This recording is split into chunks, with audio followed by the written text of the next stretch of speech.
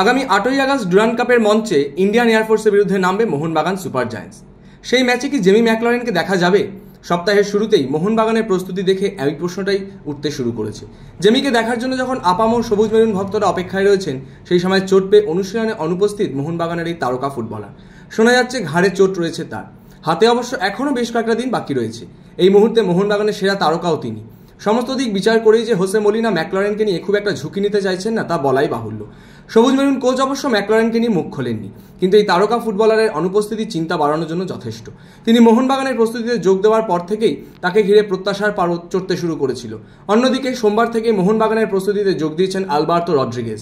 তার যোগ দেওয়াটা যে মলিনার রক্ষণকে অনেকটা শক্তিশালী করে তুলছে তা বলাই বাহুল্য।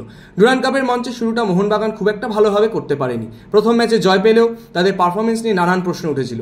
8ই আগস্টই প্রথমবার হোসে মলিনার কোচিংয়ে নামতে চলেছে সবুজ মেরুন ব্রিগেড। সেখানে জয় দিয়ে এই তারকা স্প্যানিশ কোচ যাত্রা শুরু করতে পারে কিনা সেটা তো সময়ই বলবে।